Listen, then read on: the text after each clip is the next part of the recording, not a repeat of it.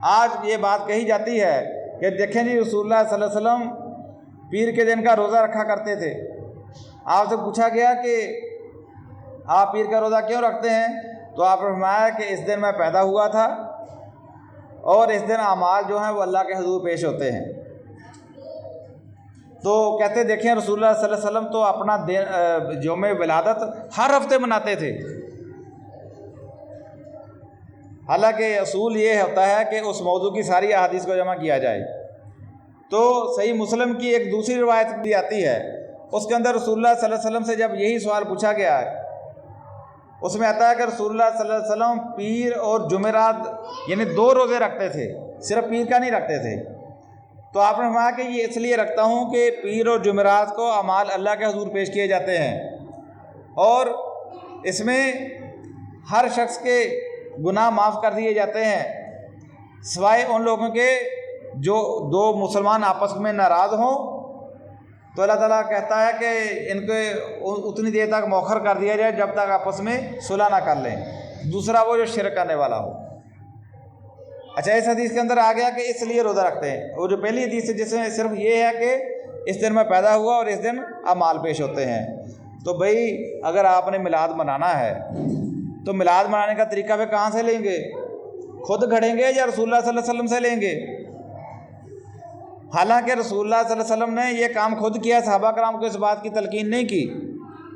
ना आपने ये कहा कि आप मेरे मिलाद की मेरी पैदाइश मनाने के लिए रोज़ा रखो। लेकिन अगर आज किसी को बहुत ज़्यादा इश्क आ ही जाता है कि मैं रसूलुल्लाह सल्लल्लाहु अलैहि वसल्लम के साथ मुझे बहुत ज़्यादा मोहब्बत है, तो भाई मोहब्बत तो उसी तरीके से की जाएगी जिस तरीके से रसूलुल्लाह सल्लल्लाहु अलैहि वसल्लम ने बताई है। आप ईद उल अज़हा भी पढ़ते थे, आप ईद उल फितर भी पढ़ते थे, मनाते थे। किस तरह मनाते थे कि वहाँ ईदगाह के अंदर जाते थे, 2 नफल पढ़ते थे, ज़ायद तकबीरें पढ़ते थे, तकबीरात पढ़ते जाते थे, तकबीरात पढ़ते वापस आते थे। ये तरीका बताया गया। तो भाई इस ईद को मनाने का क्या तरीका है? अगर आप कहते हैं कि नहीं ये सुन्नत ही है, ये साबित है, तो साबित तो फिर ये है कि उस दिन रोज़ा रखा जाए। फिर साल के बाद रोज़ा नहीं रखना, वो रोज़ा हर पीर को रखना है, क्योंकि रसूलुल्लाह सल्लल्लाहु अलैहि वसल्लम की सुन्नत तो फिर यही है कि हर पीर को आप रोज़ा रखते थे। तो फिर तो हर पीर को रोज़ा रखना चाहिए, वो साल बाद नहीं हर हफ्ते मनाना चाहिए।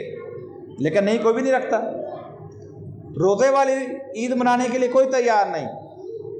खाने पीने वाली, हलवे मांडे वाली, खीरों वाली, भंगड़ों वाली, लाइटों वाली, ये हर कोई मनाएगा। और लाइटें किस चीज़ पे चलेंगी? चोरी की बिजली पे, यानी अपनी जेब में से नहीं। अल्लाह के रसूल सल्लल्लाहु अलैहि वसल्लम फरमाते हैं कि अल्लाह ताला हराम माल में से सदका कबूल नहीं करता। हराम माल में से अगर कोई सदका दे तो अल्लाह ताला वो कबूल नहीं फरमाता। तो हराम की बिजली से जब आप जश्न मनाएंगे, हराम की बिजली से जब आप जलसा करेंगे, तो वो किस तरह कबूल होगा? तो मेरे भाइयों, ये हक़ाइक़ हमारी अपनी कौम के हैं। ये हम हिंदुओं की बात तो नहीं कर रहे, ईसाइयों यहूदियों की तो बात नहीं कर रहे। ये उनकी बात कर रहे हैं जो ला इलाहा इल्लल्लाह मुहम्मद रसूलुल्लाह के इकरारी हैं, जो गुलामी रसूल में मौत की कबूलियत का नारा लगाने वाले हैं। ये बात तो उनकी हो रही है जो रसूल की मोहब्बत में किसी की जान लेने या अपनी जान देने के लिए तैयार खड़े हैं। ये उनकी बात हो रही है। ये सारा कुछ करके भी रसूल की मोहब्बत के नाम पर बिदात घड़ के, शिरकिया नारे लगाकर, बिजली के चोरी के ऊपर जलसे करके हम कहते हैं जन्नत मिल जाएगी।